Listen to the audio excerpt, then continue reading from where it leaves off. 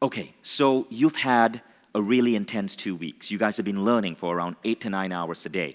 What I want to do here is try to give you a framework where you can digest a lot of the stuff that you learned. I call this presentation The Evolution of Consciousness. And what you're going to learn here is a map for understanding your personal growth. The reason I picked this particular presentation, and I'm doing it in this particular style, is because 50 years ago to this coming week, literally to this coming week, as in Monday tomorrow, something interesting happened. It was 1968, and on CBS television, a man called Alan Watts made one of his first appearances. That's what the footage looked like. It was CBS television. It was a program called Camera 3, and Alan Watts went on with a group of students. What's the matter with us? To teach his unique philosophy of Zen to America. Yeah. Now, in that program, Alan Watts asked people these 3 questions. He said, if you ponder these questions enough, it unlocks a lot of new meaning in your life. The questions are, who am I? What do I desire? And what do I know? Now, these questions sound simple enough, right? But it goes way deeper. Last week, I was with Alan's son, Mark Watts. It was me, the Mindvalley team, and Mark's team. We are working on a new quest with Alan Watts. And this quest goes deep into these questions plus 2 additional questions. But Mark explained to me why these questions were so profound. And these questions are why people today, hundreds of millions of people, love Alan Watts. Alan Watts fans in the house, raise your hand and make some noise. He's so influential, Volvo just used one of his talks in one of their advertisements. This was like 6 months ago. Now, the reason these questions are important, according to Mark Watts, is that there's a Sanskrit term called upaya. And upaya really means to get back in flow. So Mark explained it this way. He says, imagine in India, there's this wild river flowing, and the boatmen there know exactly where to aim their boat so that when they take off from their part of the bank, they can gently navigate through the flow of the river, through all the rocks and danger points, and hit the opposite bank. That is upaya. It's knowing where it's being pointed in the right direction so that no matter how dangerous the rapids are or whatever rocks come in the way, you end up going to where you want to go. And he said these 5 questions are like upaya for your soul, for your mind. When you truly, truly, truly reflect and answer these 5 Zen questions, no matter what crap comes your way, you know how to navigate that and get back to flow. You guys get me? Yes. So, now let's take what Alan Watts was speaking about and connect it with a model that you guys know as Mindvalley students. And that is the model from my book, The Code of the Extraordinary Mind, where I talk about the 4 different levels of evolution. Because as I was there listening to Mark, I realized that those 3 questions, you would answer them differently depending on where you are in this particular model of conscious evolution. So first, let me explain this model. This model basically says that at each level of your conscious evolution, you react to the world and shape the world in different ways. So let's go deeper, right? Many people in the world today, the majority of human beings exist at level 1. They are living in what we call the culturescape. And at this level, the world happens to them. But at a certain point, people start questioning. They start waking up. They go to level 2. I call that the awakening. This is where they realize that you can choose certain experiences in the world. Now, when you do that enough, you go to level 3. Level 3 is called recoding yourself. This is where you realize that, wait a minute, the world isn't just outside you. The world is inside you as well. And you start paying attention to your inner world. As soon as you start going within, this opens you up to level 4. And level 4 is where I say you really start becoming extraordinary. Level 4 is where an important shift happens that completely transforms how you live your life. And it puts you in perhaps what could be the 1 to 5% of human beings in the world today who are truly fulfilled, happy, and giving back. We'll explore that in a moment. First, let's look at the 3 questions, right? Who am I? What do I desire? What do I know? Who am I? What do I desire? What do I know? And in each of these levels, we're going to ask these three questions. And I'm going to show you a couple of things that connects what Alan said to modern science, modern philosophers, and many of our teachers here at Mindvalley. Let's start with level one, the culturescape. So the culturescape is that tangled web of rituals, of beliefs, of ideas that come from culture. Whether you live in a tribe in some developing part of the world, or you live in a modern tribe, such as a corporation, all of us are part of this culturescape. In other words, the world that we exist in is really a world that is happening cognitively in our minds based on beliefs, rituals, culture, social indoctrination, and what our mom and our dad and our media and our priest and our teachers and our preachers tell us to be, do, and think.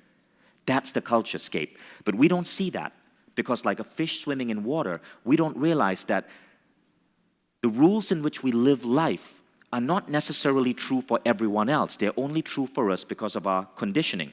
Now, the problem with this culturescape is that many people believe it's real, and thus they become a victim of the culturescape. The things that happen to them, a breakup, a business failure, being hospitalized, severely influence them. The world happens to them. Now, the interesting thing is, Alan Watts said, none of this stuff is real. In fact, there's a famous lecture by Alan Watts. I'm going to play you a minute of that where he says this: there is no such thing as a thing. 9 to 5 is a thing. No such thing. Marriage, religion, God, mindfulness, none of these exist. They are simply ideas in our head. Listen to Alan explain it in his cool accent. And so what I would call a kind of a basic problem we've got to go through first is to understand that there are no such things as things. That is to say, separate things or separate events. That is only a way of talking. And if you can understand this, you're going to have no further problems. I once asked a group of high school children, what do you mean by a thing? And first of all, they gave me all sorts of synonyms. They said it's an object, which is simply another word for a thing. It doesn't tell you anything about what you mean by a thing. And finally, a very smart girl from Italy who was in the group said a thing is a noun. And she was quite right. A noun isn't a part of nature, it's a part of speech. There are no nouns in the physical world. There are no separate things in the physical world either. See, the physical world is wiggly. The clouds, mountains, trees, people are all wiggly. And only when human beings get working at things, they build buildings in straight lines and try and make out that the world isn't really wiggly. But here are we sitting in this room all built on straight lines, but each one of us is as wiggly as all get out. So there's no such thing as a thing. Think about it. Everything that we often label a thing only exists because it is a noun in our heads. Now, this sounds philosophical, right? But what if modern science is now saying that's true? I want to introduce you to a really fascinating idea. So, let me explain it this way. Our ears hear the sounds of the world around us, right? We hear the sounds outside us. But what if we could hear the sounds inside our body? Now, if you could hear the sounds inside your body, it would be really, really, really messy. You'd hear your heartbeat, you'd hear your lungs breathing, you'd hear your hormones going in all directions, you'd hear blood flowing through your body, you might hear your kidneys doing what kidneys do, and your liver doing what livers do, and your stomach juices churning. It would be messy, and you wouldn't be able to concentrate on anything else. And so how do we evolve? We evolve to listen to what's going on outside, but not to listen to what's going on inside. Or do we? Because one scientist suggests that we do listen to what's going on inside. We just don't hear it as sounds. We hear it as emotion. Your emotions are governed by what's going on inside you. And then we give a label to these emotions: jealousy, anger, hate, joy, happiness, but it's nothing more than what's going on inside you. Now, as crazy as this sounds, I've got to share this with you. This is a picture of Tahiti. In Tahitian culture, there is no word for sadness. In fact, there's a famous book called On Emotions by a scientist called Lisa Feldman Barrett. And she says in our culture, meaning the US culture, we have sadness. But in Tahitian culture, they don't have that. Instead, they have a word whose closest translation would be the kind of fatigue you feel when you have the flu. Imagine that. There is no sadness. Now, what she's saying is even deeper than this. What she's saying is that emotions are not a thing. Just as Alan Watts said, emotions are not a thing. In fact, there are only 4 different emotions. There is unpleasant, pleasant, arousal, or calm. Arousal, calm, pleasant, unpleasant.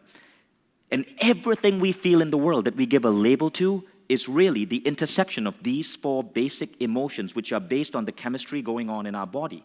So check this out. This might be jealousy to American culture.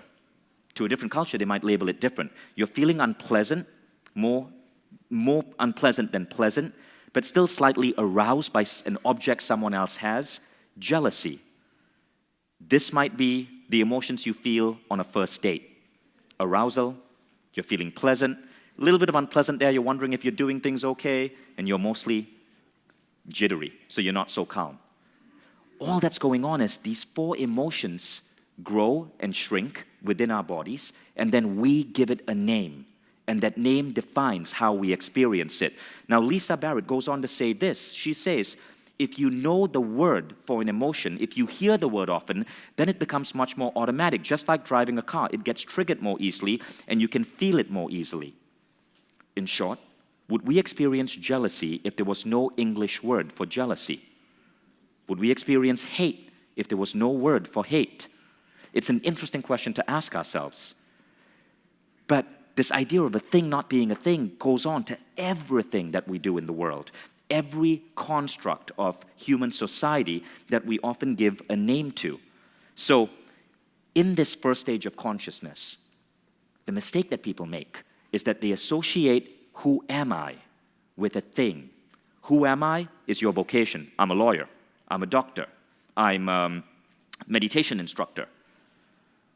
Then they associate what do I desire with a thing. Well, I want love. I want wealth. Those are things that don't really exist in the real world. Then they associate what do I know with a thing. I want to be peaceful. I know that I am a kind person. I know that God has my side. But kindness, God, they don't exist.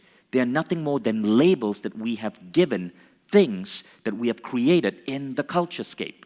You see how this works? Basically, like the ancient Indians said, we are living in an illusion or Maya.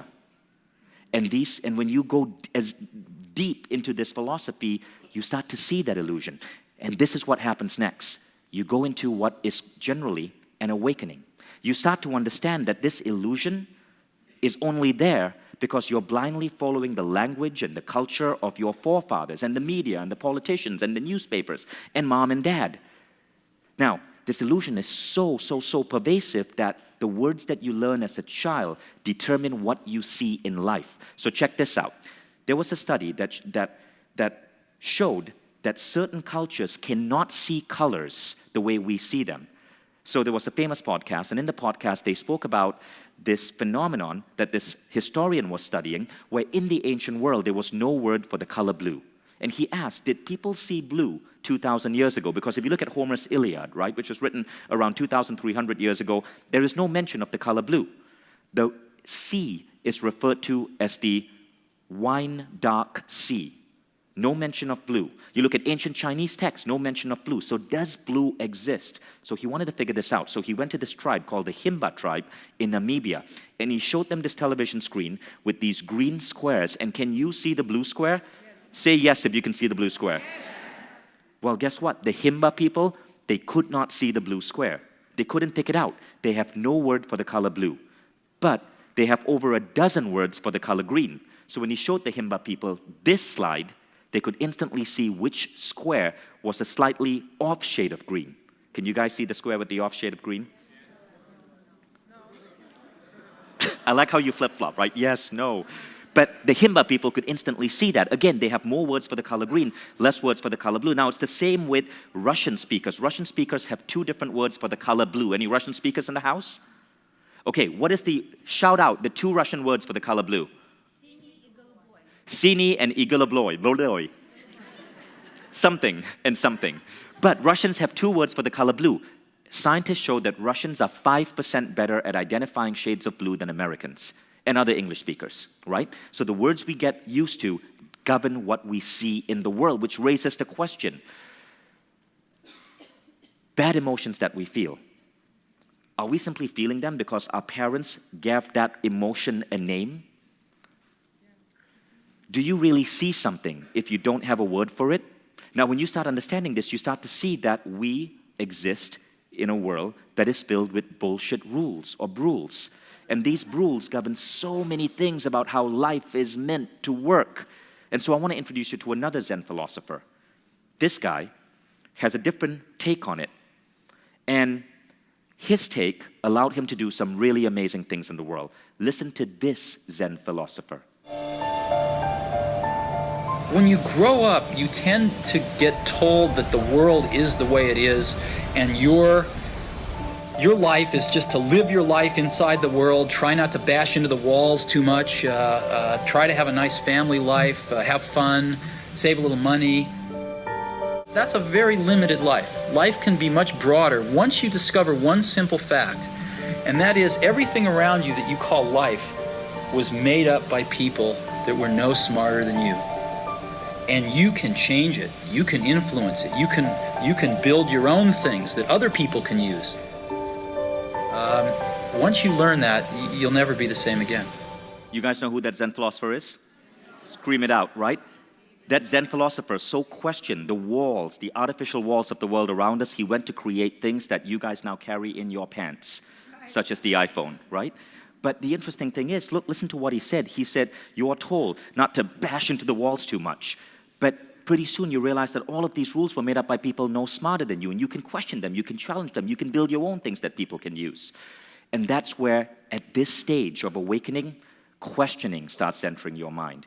But we are so trained as a culture to not question. How many of you here as kids, when you ask questions, you know how kids go, they're like, why? And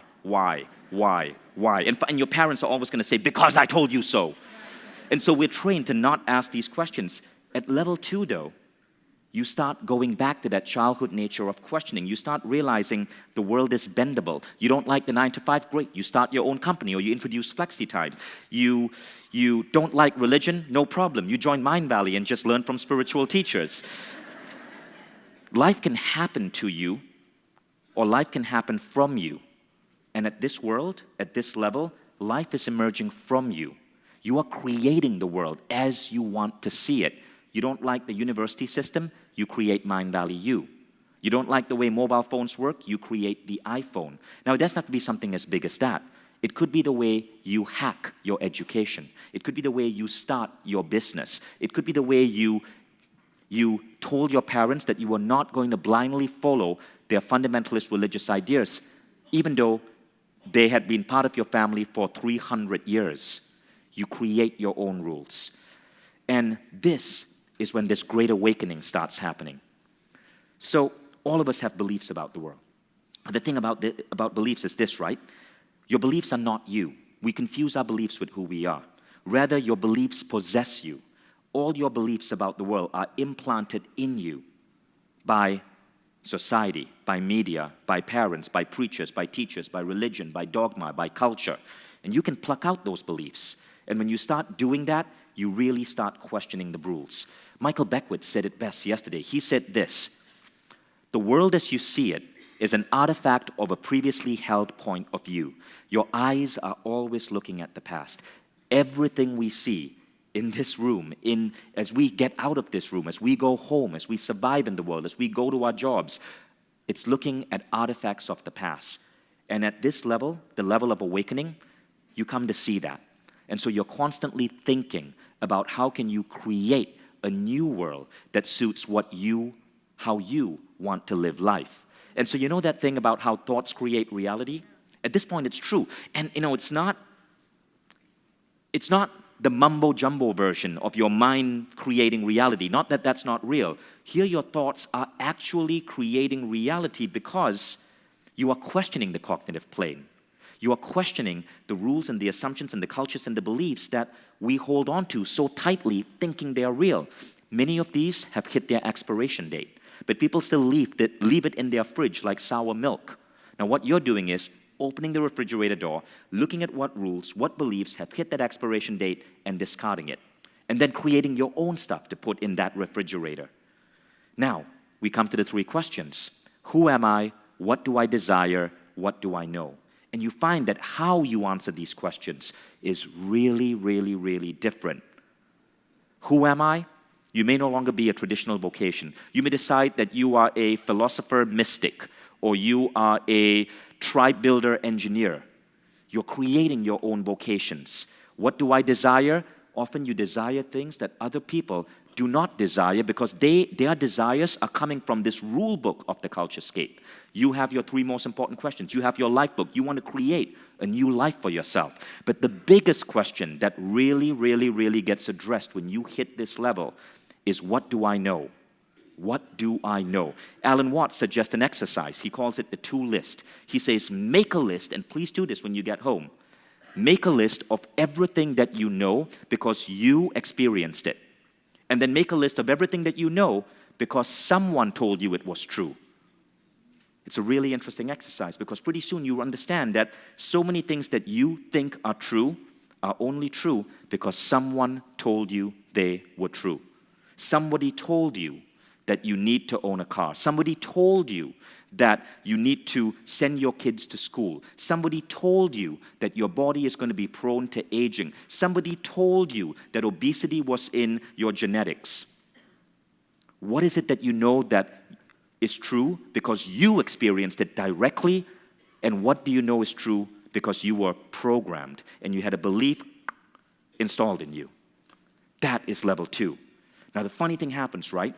When you go into level 2, that's when you really start embracing personal growth. One of the great things about the people in this room is there are very few people here who are in level 1. And if you are, it's okay. It's all part of growing up.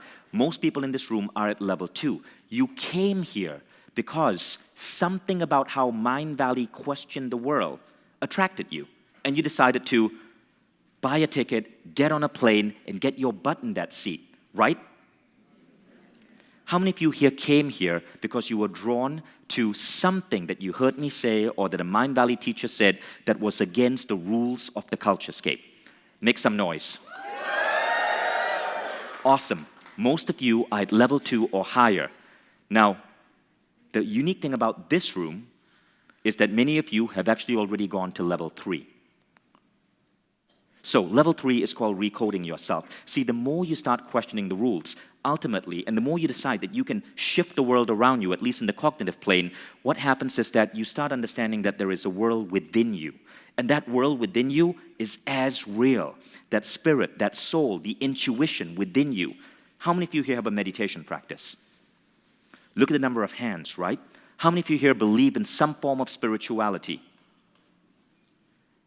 This is a sign that you're moving towards level 3. Now, one of the interesting things about level 3 that I believe our education system completely ignores is the idea of intuition. It's the idea of knowing that comes from within.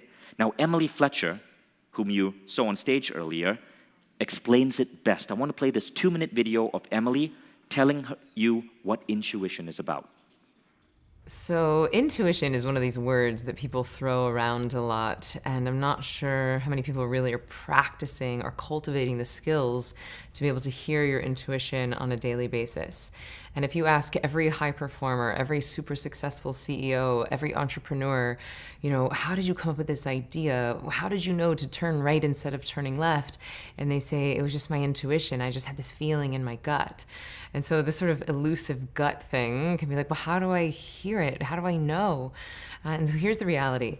If you don't have a daily meditation practice, then it's very hard to tell the difference between your critical mind and your intuitive mind. right? It's like our left brain critical mind is always screaming at us, like, I suck, I suck, I suck, I'm gonna die alone with cats eating my face. And it's very hard to hear your intuition while your critical mind is screaming at you, because your intuition whispers. It's like, write that book, call that guy, start that company. And if you've got this screaming, I suck, I suck, I suck voice happening all the time, how are you supposed to hear that intuitive voice? And so what meditation does is that we actually start practicing taking our right brain to the gym every single day. And your right brain is the piece of you that is in charge of intuition. It's the piece of you that actually connects to collective intelligence, right? Like, I like to think about intuition and creativity as a Wi-Fi network, and our right brain is the router. Our right brain is the piece of us that allows us to connect to the collective intelligence. Now, the left brain is the actual computer. Right now, you could have the fanciest computer, you could have the most developed intellect, you could have such an incredible life experience, but imagine how much good a computer is going to do you just sitting there not connected to the internet. Now imagine you connect that computer to the internet, how much smarter does it become? How much more capable does it become? Because you're exchanging ideas, you're able to intuit other people's desires, you're able to hear how nature actually wants to use you to deliver your fulfillment. So when you start going within at level 3, you start recognizing that you're more than just a physical body, that there are these abilities within you, intuition being one of them, and this helps guide you. Now, a big shift happens in question 1, who am I? You're no longer the doctor, you're no longer the tribe-building engineer, you are a soul having a human experience. Things shift very, very, very rapidly, but I want to bring back Alan with his smooth, sexy British voice and these beautiful visuals that a YouTuber put up around that voice to share his vision of how you would answer this question, who am I? Feel free to keep your eyes open to watch the visuals or to close your eyes and just meditate on the voice. You're ready to wake up, you're going to wake up. And if you're not ready, you're going to stay pretending that you're just a little, poor little me. And since you're all here and engaged in this sort of inquiry and listening to this sort of lecture, I assume that you're all on the process of waking up. Or else you're teasing yourselves with some kind of flirtation with waking up, which you're not serious about. But I assume maybe you are, not serious but sincere, that you are ready to wake up.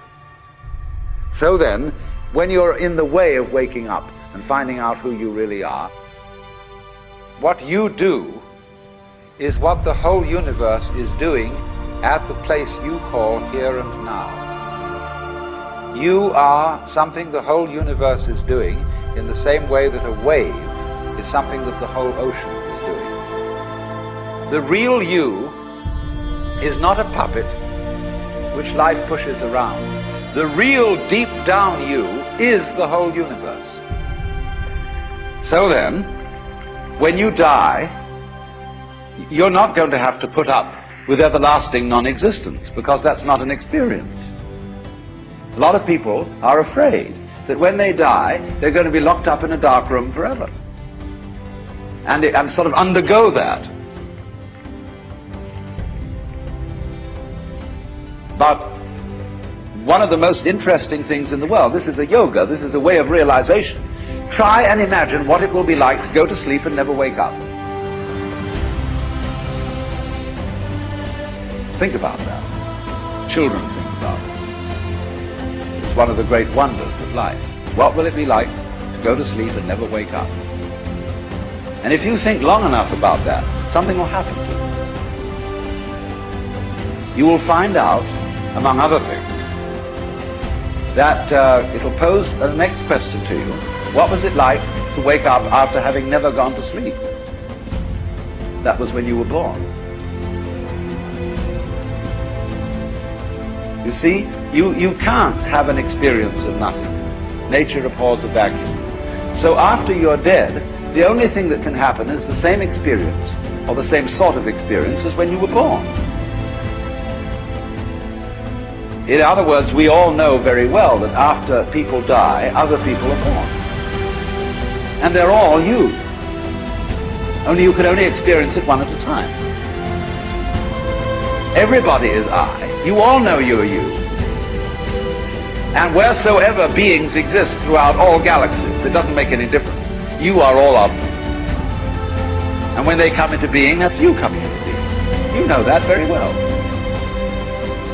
Only you don't have to remember the past. In the same way, you don't have to think about how you work your thyroid gland or whatever else it is in your organism. You don't have to know how to shine the sun. You just do it. Like you breathe. Doesn't it really astonish you that you are this fantastically complex thing? And that you're doing all of this and you never had any education in how to do it?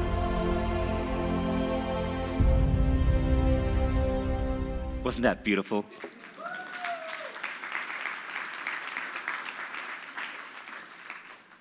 So as you can see, that first question fundamentally shifts. But as we start going more and more and more within, and we're now balancing us playing in the outside world and us playing in the inside world, we move to level 4, becoming extraordinary. And this is the next step for many of you guys. You guys are already so ahead of the masses of people on planet Earth. You've gone from level 1 to level 2. You've learned to question the culturescape. Many of you now have a spiritual practice. You understand that you're more than just your physical body. Level 4 is where we want you to get to next. Level 4 is what we call becoming extraordinary. Now, what happens at level 4? Well, something funny happens the more you meditate. The more you practice these spiritual practices, the more you realize that you're more than your physical body. At the same time, you realize that you are so much beyond your body, and that you really extends to all other human beings and all life, and in fact, the entire planet. You really is a part of a greater whole, unity. And to explain this idea, I want to bring in Neale Donald Walsch. You see, in Conversations with God, Book 3, Neale said something really interesting that I always remembered, even though I read that book like 20 years ago. He said, the number one value of advanced civilizations, the one thing that gets them to that level of being an advanced civilization, that eradicates war, that eradicates poverty, that makes living so much a joy, is this one idea, unity. There is only us. Let's hear Neale say that. It's very powerful for us to embrace the notion of no separation, the notion of unity, because suddenly we begin to live and to experience life in a dramatically different way. We see everyone else as part of us, and everything else as part of us as well. And that includes that essence of life that some people call God. And so we begin to see things differently, to act differently, to react differently, and to experience ourselves in a brand new way, a way that can change your life forever. It would take me far too long to describe the benefits of that, but I'll give you an idea. Try it. Just try it for 24 hours. Imagine that everyone else who crosses your path is an extension of you, is one of the wonderful fingers on the hand that you are. And imagine that everything that you think and say and do with regard to that person, you're thinking and saying and doing with regard to yourself. And as you begin to change the way you interact with other people, you will discover the powerful, powerful benefits of the notion of unity. This is the single idea that could change the world virtually overnight and make everything better than we ever imagined it could possibly be. It could, in fact, produce heaven on earth. So if you'd like to have one single tool that could advance your spiritual evolution overnight, this is the tool. Unity, the oneness of all things. Thanks for listening, and enjoy your experience of oneness. So now the magic happens, right?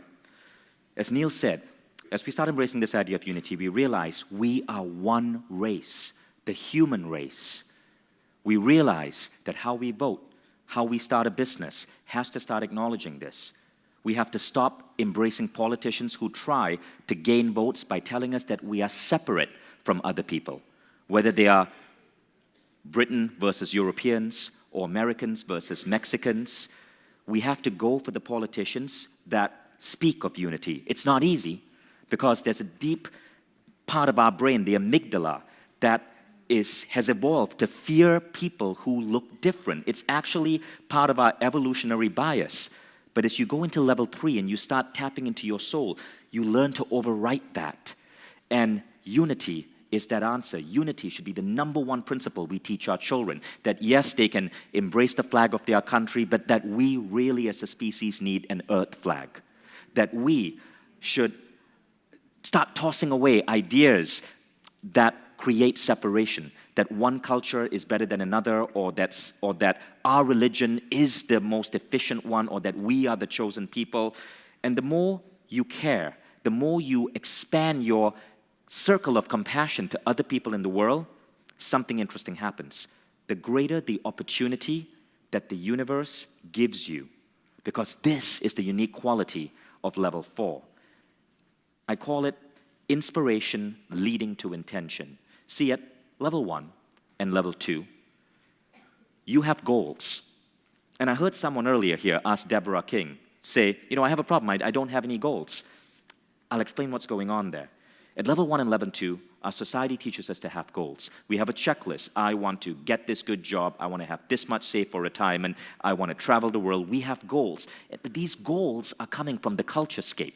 When you get to level 2, the goals come from your soul. They're coming from your spirit. But when you get to level 4, the goals are coming from a completely different place. They're coming from inspiration. Now, what is that inspiration? You could call it God, you could call it the universe, you could call it your superconscious. But inspiration leads to intention. You think you came up with the brilliant idea for that book, or you came up with that brilliant idea for that new program, or you were the genius who came up with the idea for your business, but you were not. You were simply the conduit. You have a boss, and that boss has been whispering in your ear, and she's been telling you and pushing you and inspiring you to make that happen. The inspiration leads to your intention. And then this boss, she's there for you. She clears the roadblocks when you start showing that you have intent and you're going to start moving towards it. So, you don't set goals that are coming directly from you. You hear whispers, as Emily said. You have these little intuitive nudges. You might be showering or waking up in the morning and boom, the idea for that next blog post, or the idea for that next product you have to build, or the idea for that next cause you have to serve. It just hits you. This is inspiration leading to intention, and this is when you know you are on the right path. Now, when you do this, something else interesting happens. You see, this boss, she doesn't just whisper to you, she clears the way for you. As soon as you show that you're going to take that nudge and act on it, and that you have the confidence to make it happen, luck starts happening on your side. So there are a couple of unique qualities of this state. And Emily Fletcher shares a really interesting story, right, of what happens when you start listening to this inspiration. She was telling me about Michael Jackson and how Michael Jackson would wake up at 3 a.m. and call his manager and go, butterflies, butterflies. And his manager's like, Michael, what the hell is going on? It's 3 a.m. And Michael goes, I got this idea for a song. It's about butterflies. I got to write it now. And the manager goes, Michael, it's 3 a.m. Can this wait till tomorrow morning? And Michael goes, no, if I don't write it, Prince will. You see, the universe doesn't play favorites. If she's giving you an idea and you don't listen, she'll just go to someone else. There are like 7.5 other billion meat bodies on the planet. So you want to get to this state. You want to be the person who acts on that inspiration. If I didn't start Mindvalley U, someone else would have. If I didn't start Mindvalley, someone else would have. Because it didn't come from me. I was simply a good listener. What are you listening to? Are you acting on it? Are you going to take that nudge and follow through with it, knowing that somebody has your back?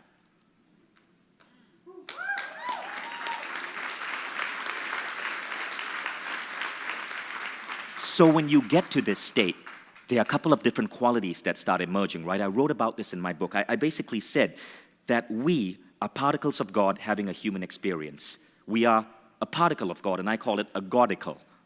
So we are all Godicles here on planet Earth, playing God within our own cognitive plane. So when you start getting to this level 4, this is what happens. First, you have a deep sense of connectedness with all life, with all human beings. Now, this sense of connectedness with all life opens you up to intuition because you're tuned in, you're tapped in.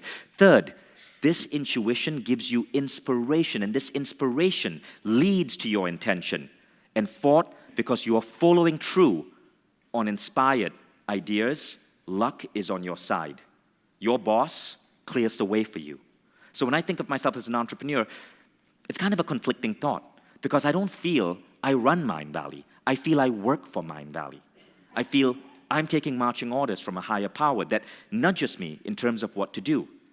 And I constantly try to listen and act on this. In my book, I drew this diagram. Connectedness leads to intuitive insight, leads to being pulled by a vision, leads to a feeling of luck, which leads to further connectedness, which leads to intuitive insight, which leads to being pulled by a vision. Now, I use the word pulled by a vision for a specific reason, right? Michael Beckwith, whom you heard yesterday, said, motivation is rubbish. We need motivation because we need someone to kick our butt to motivate us to chase those goals that we never really feel we need to do as a soul in the first place. So you can be pushed towards a vision if you're in level 1 or 2.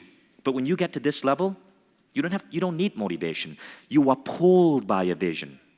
It's a complete reversal. You don't need someone to crack the whip on you. You wake up every day pulled by a vision because that vision is coming through you. Connectedness, intuition, inspired action, and luck.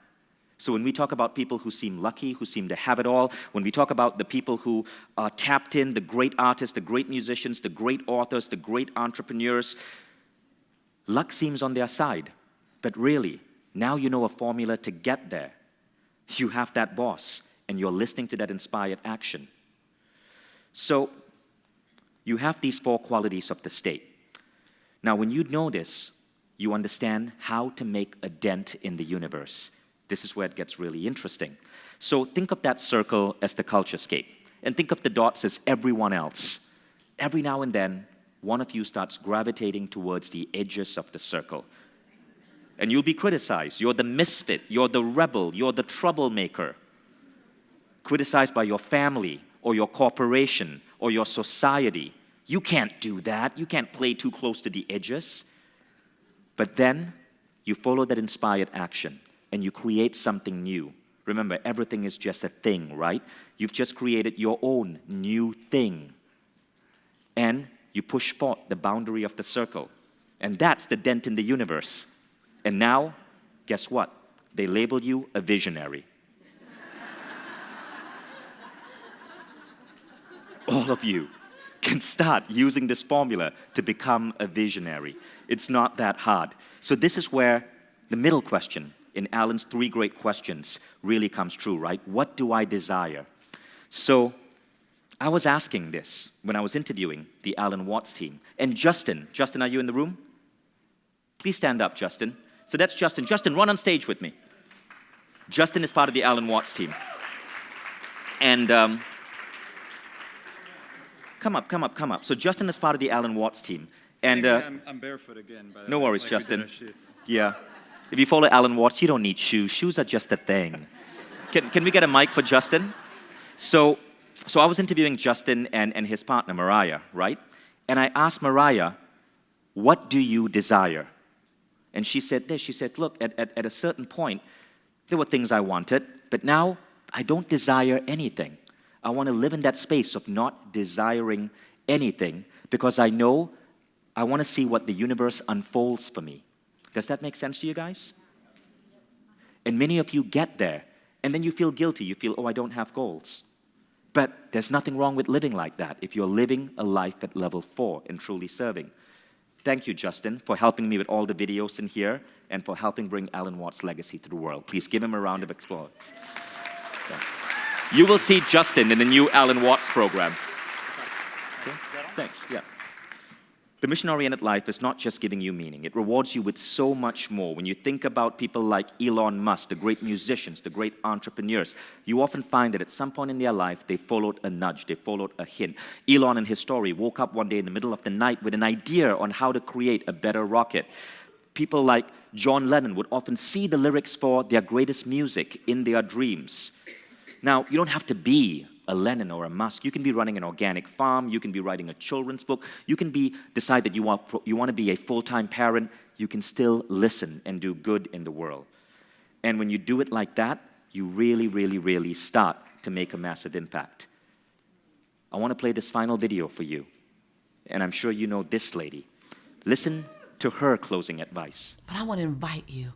I want to invite you to start dreaming like you've never dreamed before, producing like you've never produced before, staying in action like you've never stayed before, and seeing the man, the woman you've never even seen before. And I will always be there to cheer you on. I will always be there to remind you of possibility and prosperity are your birthright. So I invite you to go, dream big, disrupt the norm, agitate mediocrity. Agitate it, disrupt it, make it uncomfortable in your presence. Walk into a room and let your light shine bright. And when people can't handle your light, don't dim your light. Hand them some shades. Awesome. I Dream love big, that. And I'll continue to dream big with you.